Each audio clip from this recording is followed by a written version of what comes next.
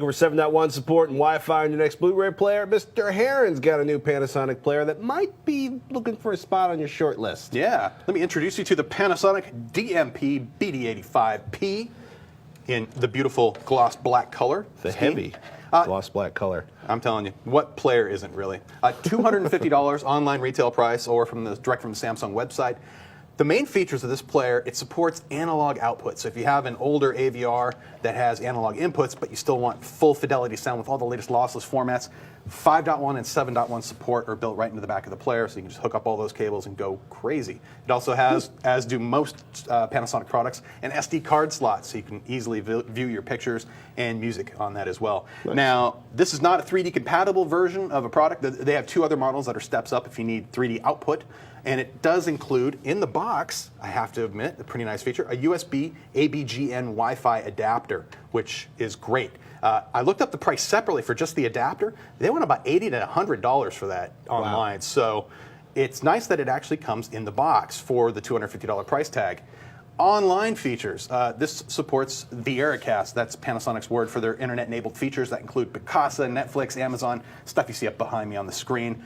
Amazon Video on Demand. But one thing missing that a lot of people are a little irked about, no music services yet. There is that box, Pandora? Though. There is a coming soon box in the corner that people are hoping Pandora is going to sneak in there soon. Pandora had deals with everybody on the planet. Apparently they're not. They're in discussions with You Panasonic. can play like MP3s off a home server or off your SD card though, right? Off the SD card, yes. Okay. Network streaming support is not built into this player. Oh, really? So that's something else to keep in mind too. So no streaming movies, no streaming audio? No. From your home server, no. From the online services, yeah. You can. Good to know.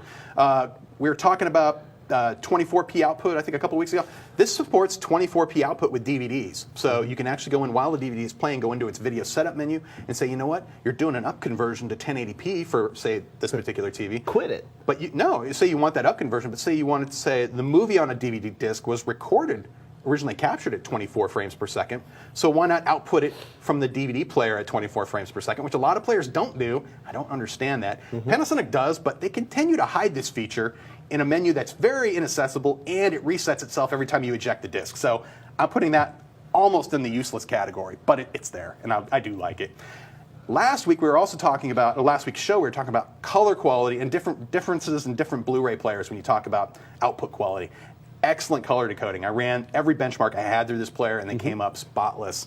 And in terms of picture controls, it was great because I felt the default settings weren't giving you the full picture, but it had presets like cinema and custom modes that allowed you to get full detail range out of all your movies and discs. Bottom line really is that I think for the $250 price tag, it's a great value for a Wi-Fi enabled Blu-ray disc player that also provides up to 7.1 analog output. Those two features alone could really cover a lot of bases for a lot of people. And it does have an Ethernet jack too. Always. And because of those two features and the Wi-Fi enabled, it'll automatically do your firmware updates for you. There's a feature in there. It's set by default to automatically check. Of course, I had to just go in there and manually hammer on it to see if there was an update. This one was already updated when I got it. But that kind of